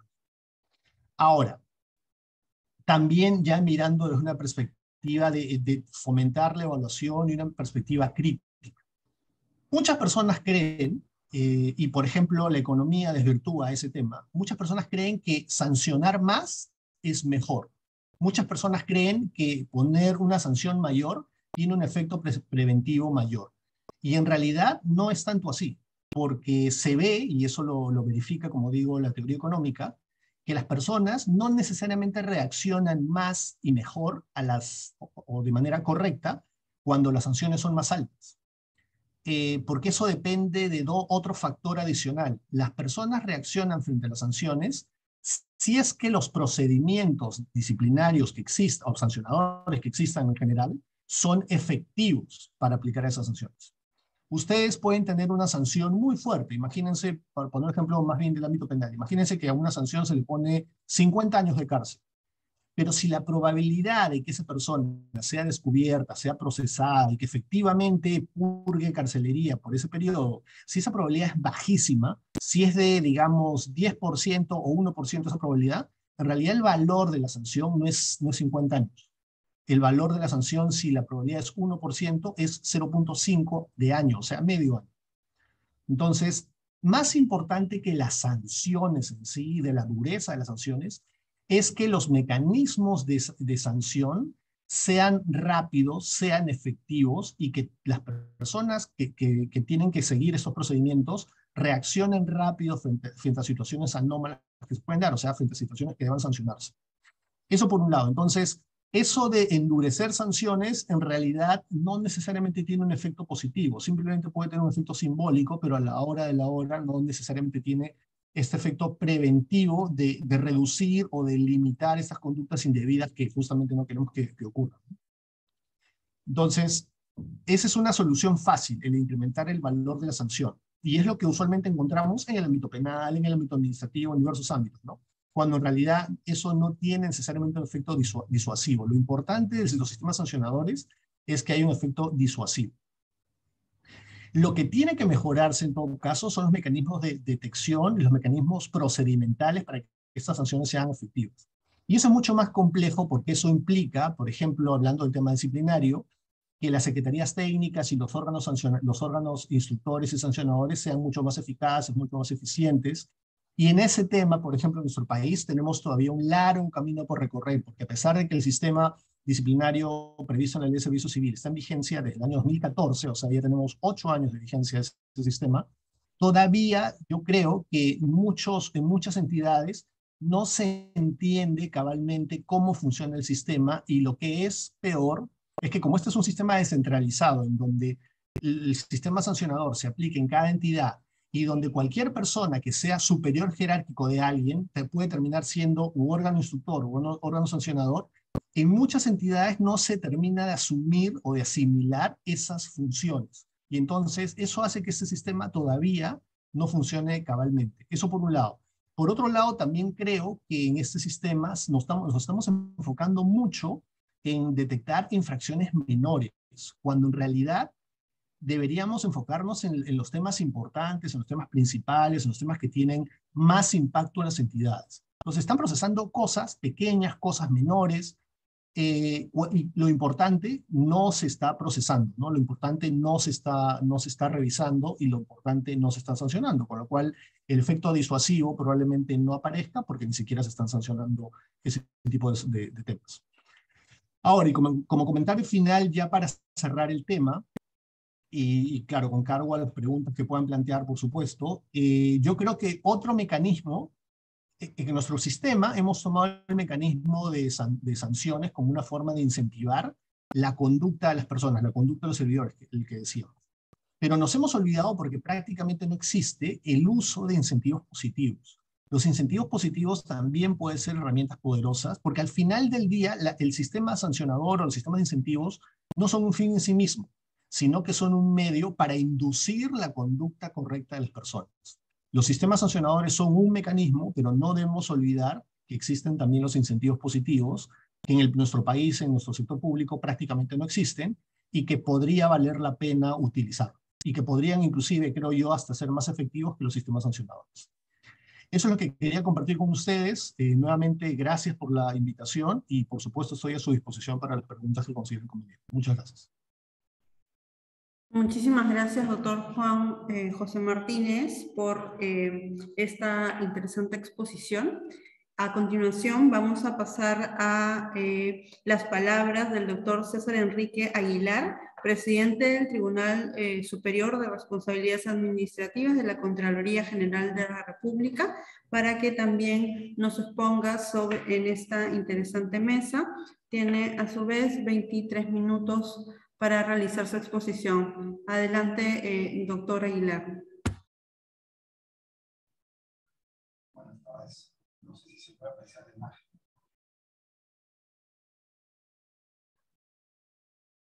¿Escuchan? Buenas tardes. ¿Me escuchan? Hola, no se escucha súper bajo, doctor.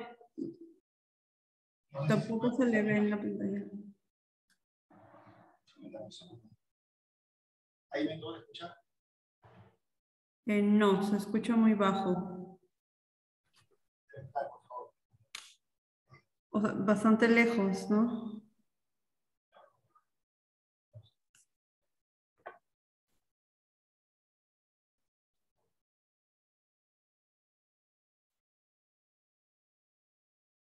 Ya, creo que se va a volver a conectar, ¿no, Carlos, el otro ponente?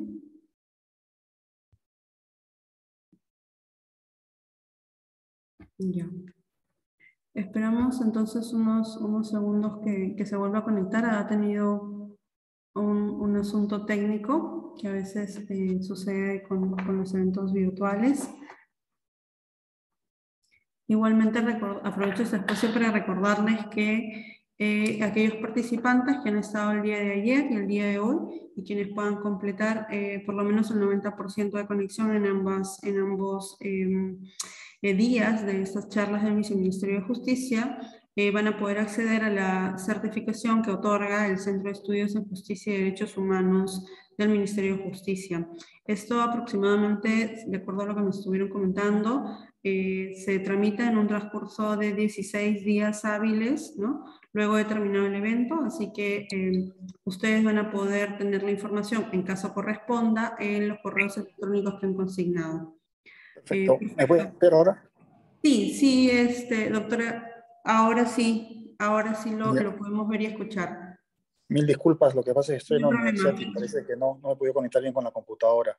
No hay problema, lo dejo en el uso de la palabra por 20 minutos. Gracias. Bueno, ante todo, buenas tardes con todos. Mi nombre es Enrique Aguilar, soy presidente del Tribunal Superior de Responsabilidades Administrativas de la Contraloría General de la República. Y básicamente el motivo de la invitación y el breve conversatorio que tenemos es para definir la tan cuestionada capacidad sancionadora de la Contraloría, ¿no? Como ustedes saben, esta facultad sancionadora tiene muchos detractores, ¿no?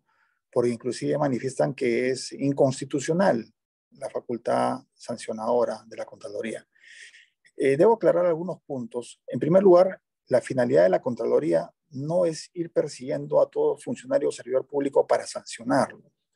De acuerdo a la ley 27785, la finalidad básica de la Contraloría es supervisar el correcto uso de los recursos públicos, no es sancionar a los funcionarios. Pero, sin embargo, para fiscalizar el correcto uso de los recursos públicos, se deben instaurar, pues, auditorías, ¿no? Y estas auditorías son compuestas por profesionales de distintas áreas, no solo son abogados, contadores, economistas, también hay ingenieros, hay todo tipo de auditorías. Y las auditorías no van dirigidas a evaluar a un funcionario o servidor público, van dirigidas a evaluar una situación pertinente en una institución tal. Entonces, de repente tenemos una institución tal donde llega una comisión auditora para ver si se han cumplido, por ejemplo, las ejecuciones de contrato conforme a los TDRs o a los expedientes técnicos. Si se detecta que hay una irregularidad, entonces nace un informe de comisión. Este informe de comisión pasa con una opinión al órgano instructor y el órgano instructor determina la viabilidad de iniciar o no el procedimiento administrativo sancionador. Si es que se inicia el procedimiento administrativo sancionador, el órgano instructor va a actuar todas las diligencias pertinentes en orden a lo establecido en el artículo 139 de la Constitución. Siempre se debe permitir el derecho a la defensa. Entonces, le corre traslado a los administrados para que hagan sus descargos pertinentes, como igual debió ocurrir en etapa de comisión auditora. Los administrados van a realizar sus descargos pertinentes, van a ver informes de ser el caso, y después el órgano instructor concluye con un dictamen, que es una opinión, y se lo pasa al órgano sancionador. El órgano sancionador va ya a emitir la resolución de sanción o de exoneración del procedimiento administrativo sancionador.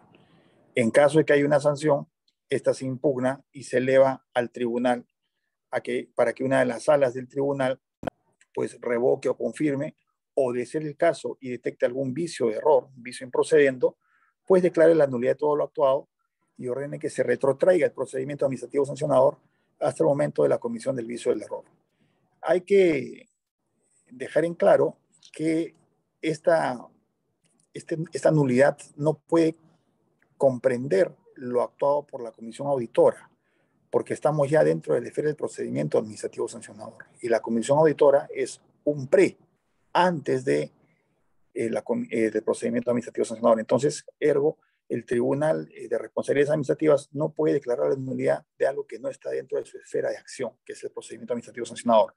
No puede declarar la nulidad de los actos, de los errores que puede haber tenido una comisión auditora. En todo caso, ese filtro compete al órgano instructor. Ahora bien, se ha cuestionado mucho pues, la potestad sancionadora y se presentó, el Colegio de Abogados de Arequipa presentó una demanda de inconstitucionalidad contra la ley 29.622, en cuyo artículo 46 modificaba la ley 27.785, ¿no? Establecía las conductas infractoras. Pero esto se hizo a través de un reglamento y no a través de una ley. Y ese fue el principal argumento, y ese fue el argumento que se acogió en mayoría, no en unanimidad, por el Tribunal Constitucional de ese entonces. La doctora Marianela Ledesma Narváez votó en contra, y el doctor Carlos Ramos propuso la vacatio sentenciae para que no se ejecute directamente esta sentencia de inconstitucionalidad hasta que no haya una nueva ley que faculte la potestad sancionadora, porque había más o menos 14.000 procedimientos en trámite. Y con esto no quiero decir que los 14.000 procesados eran responsables, sino que había que dilucidar su situación. Muchos de los procedimientos administrativos sancionadores son trasladados al Ministerio Público. Es un filtro, ¿no? Porque cuando se auditan, nacen las comisiones auditoras. Si detectamos un indicio de responsabilidad penal, pues a través de las instancias pertinentes de la Contraloría, derivamos al Ministerio Público para que proceda conforme a sus atribuciones. Entonces, en la lucha anticorrupción señalada por el Tribunal Constitucional y suscrita y ratificada por el Estado peruano en convenios como la Convención de Mérida, la Convención de Lucha Anticorrupción por la ONU o la Corte Interamericana de Derechos Humanos, pero en el Pacto de San José de Costa Rica, nosotros pues, al truncarse, o al declararse, la inconstitucionalidad de esa ley, 14.000 procesos quedaron pues en una zona gris y no se pudo dilucidar si además de responsabilidad administrativa sancionadora también había responsabilidad penal o indicios de.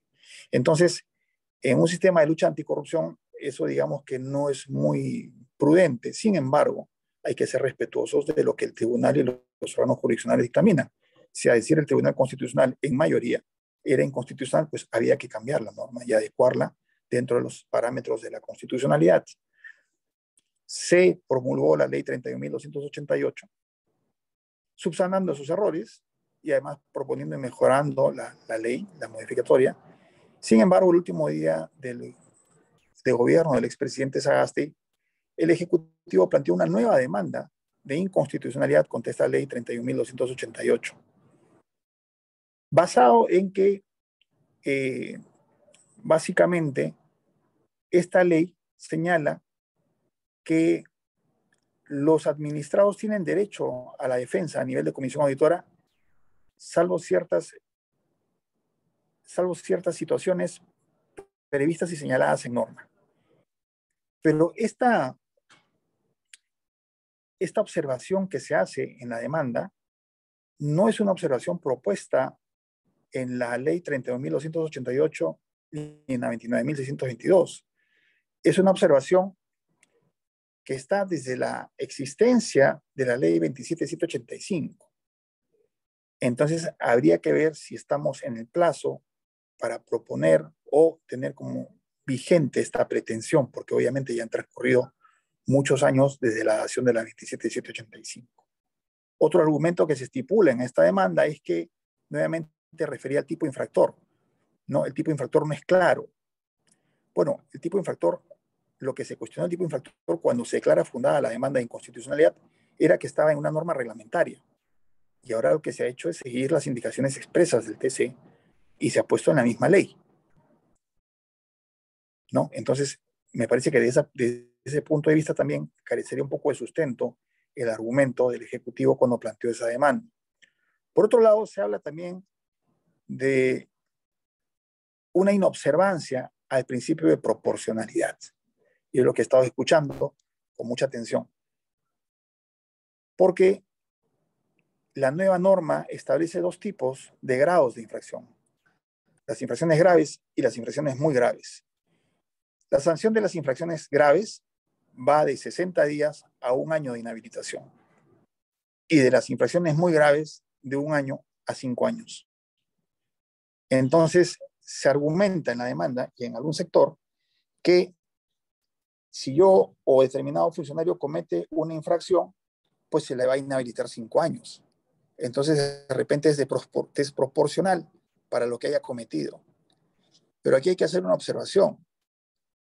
La ley no menciona que la inhabilitación va a ser por 5 años.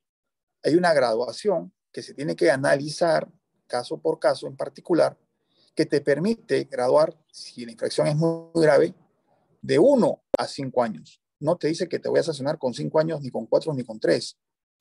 Hay que analizar si hay un concurso también de infracciones, ¿no es cierto? Si es una o más personas las que cometen las irregularidades a nivel administrativo. Y también tenemos las infracciones graves, que básicamente pues van las sanciones de 60 días a 1 año. Claro, la norma menciona que pasado, si la sanción es grave, pero excede los 6 meses, la entidad tiene la potestad de resolver la vinculación laboral. La norma no especifica que los órganos instructores tienen que proponer o los órganos sancionadores tienen que resolver de manera drástica. Tenemos una escala, ¿no?, de rangos que nos permite evaluar qué sanción se va a interponer. Y eso ya queda justamente, la norma te faculta y queda en el análisis del sancionador y del instructor cuando proponen o cuando resuelven, ¿no? Y del tribunal cuando decide revisar las resoluciones que van en alzada. Pero lo que tenemos que tener presente es que tenemos que sacarnos de la cabeza esa idea de que la Contraloría es el malo, el que viene a sancionar a todos los servidores y funcionarios públicos. Cuando hay errores, que los han habido, no tengo por qué negarlo, pues el tribunal tiene que corregir y tiene que reformar, tiene que revocar las resoluciones del sancionador, declararlas fundadas, o cuando hay errores improcedendo, hay que declarar la nulidad y ordenar que se vuelva a reabrir o reiniciar desde donde se cometió el vicio o el error. Pero tampoco podemos permitir que actitudes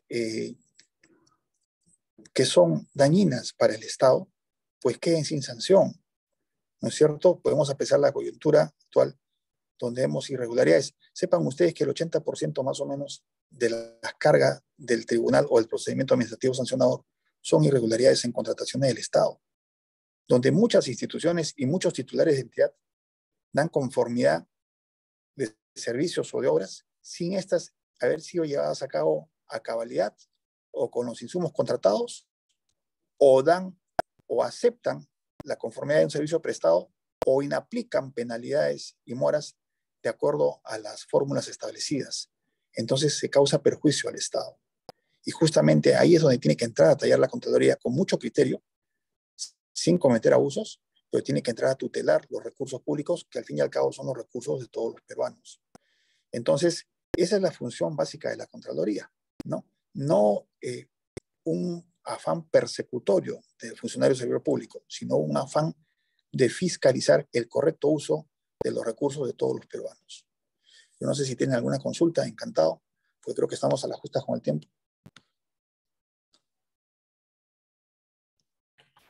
Muchísimas gracias, doctor Aguilar, por su exposición. De hecho, nos parece súper importante tanto el aporte que han realizado usted como el anterior ponente, Juan Martínez. Quiero hacerles una precisión. Vamos a dar espacio solo a una breve pregunta y posteriormente ya daremos clausura a nuestro evento. Pero si quieren tener mayor información, justo el ponente Juan José Martínez nos comenta que él tiene un blog al que ustedes pueden acceder también, todos y todas los participantes, que se llama Juan Martínez con Z, Ortiz, Z también, .blogspot.com, al que también pueden ingresar y poder también ahí interactuar y conocer un poco más de este tema tan interesante.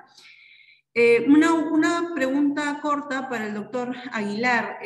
Los descargos hechos ante el jefe de la comisión auditora muchas veces lo excluyen de responsabilidad.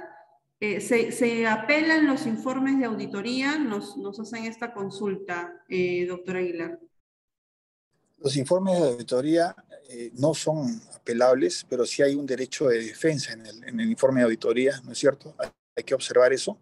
Y en todo caso, tenemos que tener en cuenta que cuando se inicia un procedimiento administrativo sancionador, por lo menos cuando se iniciaba bajo la anterior norma y con la actual también, están los eximentes y los atenuantes de responsabilidad administrativa, por los cuales inclusive un administrado que es llevado o conducido a un procedimiento administrativo sancionador puede salir del mismo por alguna de las causales estipuladas en la 31.288, en esta nueva norma que ha salido en concordancia con lo que estipula la 27444 respecto a los eximentes y atenuantes, ¿no es cierto? O además, si es que hay un reconocimiento de la comisión de la infracción, pues obviamente se va a imponer la sanción, pero bajo la figura de un atenuante, una figura muy reducida, ¿no? Yo, a nivel de comisión auditora, yo tengo el derecho constitucional de hacer mi descargo y este informe es el que va a ir al instructor con mi descargo realizado. Ya verá el instructor si realmente se tiene que iniciar o no el procedimiento administrativo sancionador.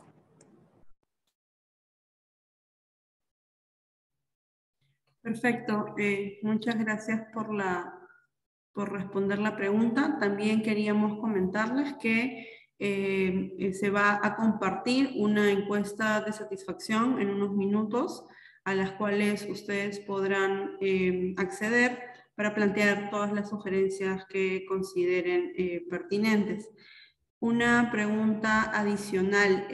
¿Cómo se podría, digamos, mejorar a veces esta imagen de que las sanciones pueden terminar siendo un poco desproporcionadas, ¿no? Por parte de los órganos sancionadores, quizás campañas de comunicación u otro, doctora Aguilar? Mire, yo pienso que todo nace de una correcta conformación de una comisión auditora, porque el informe de la comisión auditora es el insumo para el inicio de un procedimiento administrativo sancionador. En tanto y cuanto los miembros de la comisión auditora tengan capacidad técnica, pero realmente técnica, entonces van a ser más justos en el informe que emitan, que evacúen, ¿no es cierto? Entonces, si yo voy a auditar temas de contrataciones del Estado, pues lo correcto es que dentro de la comisión auditora hay especialistas en contrataciones del Estado. No basta con poner abogados, no basta con poner ingenieros o arquitectos. Tienen que saber la materia, la norma y tienen que saber cómo se fiscaliza, cómo se auditan contrataciones del Estado. Entonces estamos hablando que la base va a tener un nivel más técnico y obviamente me va a permitir una mejor defensa. Si llega el instructor, entonces voy a poder defender más porque el insumo que están haciendo es un insumo más técnico. Entonces hay un mejor desempeño de un procedimiento administrativo sancionador, tanto para el Estado como para los intereses del administrado. Perfecto, muchísimas gracias. También tenemos una consulta para el anterior expositor, Juan Martínez. Está conectado todavía, ¿verdad? No sé si nos puede escuchar. Sí, claro, lo escucho. Perfecto. Perfecto. También, adicionalmente ya comenté lo del tema del blog, etcétera. ¿Qué pueden hacer aquellas personas que, por ejemplo, toman conocimiento, ¿no?, de algunas irregularidades, como por ejemplo lo que usted mencionaba de los viajes, etcétera, en el sector público, pero están en condición de subordinación? Bueno, ahí hay varios mecanismos, ¿no? Una primera ventanilla, digamos ventanilla o mecanismo, es la Secretaría Técnica del Disciplinario. Luego también se han creado secretarías, áreas especiales para denunciar actos de corrupción. Eso fue creado por un decreto legislativo especial hace unos años. Y finalmente también están las oficinas de control institucional. Hay esos tres mecanismos en paralelo que tenemos en nuestro sector público. Perfecto, muchísimas gracias. Muchísimas gracias a ambos expositores. Con la exposición de ambos estaríamos, digamos, cerrando este segundo día del ciclo de conferencias del Viceministerio de Justicia, solamente para hacer una especie de recordatorio. El Viceministerio de Justicia ha lanzado este primer ciclo de conferencias exponiendo los temas principales de sus 4 direcciones generales. El día de ayer tuvimos a las direcciones generales de transparencia, acceso a la información pública y datos personales, y también a la Dirección de Asuntos Criminológicos, quienes abordaron la temática de protección de datos y ciberdelincuencia. Recuerden también seguirnos en las redes sociales, en la página de internet, porque se van a presentar próximamente también informes, sobre todo vinculados con ciberdelincuencia próximamente, así que van a poder acceder también a la exposición y al informe propiamente de la estadística que viene haciendo el Observatorio Indaga, que pertenece a la Dirección de Asuntos Criminológicos. Y el día de hoy hemos culminado con los temas de ética y buena práctica profesional, tanto a cargo de la Dirección General de Justicia y Libertad Religiosa, como de la Dirección de Desarrollo Normativo y Calidad Regulatoria, que ha tenido a bien compartirnos esta exposición con invitados como el doctor Aguilar, el doctor Martínez, y en la primera mesa la doctora Marilyn Arostegui. Muchísimas gracias a ustedes por su presencia, y a continuación tenemos las palabras de clausura de parte del viceministro de Justicia, Jimmy Quispe de los Santos, a quien cedo el uso de la palabra. Estimados servidores y servidoras públicas presentes, estimados funcionarios del Ministerio de Justicia y Derechos Humanos, señores integrantes del Despacho Viceministerial de Justicia y sus direcciones generales, queridos y queridos ciudadanos, buenas tardes. Es un placer estar hoy reunidos para clausurar nuestro primer ciclo de conferencias del Viceministerio de Justicia, evento organizado por el equipo del Despacho Viceministerial de Justicia que me honro en presidir, con el apoyo del Centro de Estudios en Justicia y Derechos Humanos. Aprovecho este espacio para enviarles un caluroso saludo de nuestro ministro de Justicia y Derechos Humanos, doctor Félix Chero Medina, quien estuvo el día de ayer inaugurando este evento y solicitándome que continuemos con estas actividades de capacitación y difusión de los servicios que ofrecemos en el viceministerio. Como lo han apreciado tanto el día de hoy como ayer, para poder conocer más acerca de nuestros derechos fundamentales y de cómo protegerlos, es necesario que el Estado comunique sus servicios a través de sus plataformas ciudadanas y realice espacios como este para difundir su posición sobre temas relevantes para la ciudadanía. En ese ánimo, el Viceministerio de Justicia ha organizado este primer ciclo de conferencias para presentar a sus 4 direcciones generales, quienes han abordado temas en común desde sus propias miradas especializadas, a pesar que estos no son los únicos temas que manejan a diario. Por ello, se hace necesario contar con posteriores charlas, las mismas que estaremos promocionando con anticipación. Quiero finalizar agradeciendo el trabajo de la Dirección General de Transparencia, Acceso a la Información Pública y Datos Personales, de la Dirección General de Asuntos Criminológicos, de la Dirección de Justicia y Libertad Religiosa y de la Dirección de Desarrollo Normativo y Calidad Regulatoria. estas áreas vienen realizando sumos esfuerzos para difundir los servicios y las materias del sector, así como capacitar a profesionales de otras entidades del Estado para brindar servicios de calidad a la ciudadanía, objetivo noble que nos moviliza a seguir adelante con las metas trazadas. Finalmente, declaro clausurado este evento académico. Muchas gracias.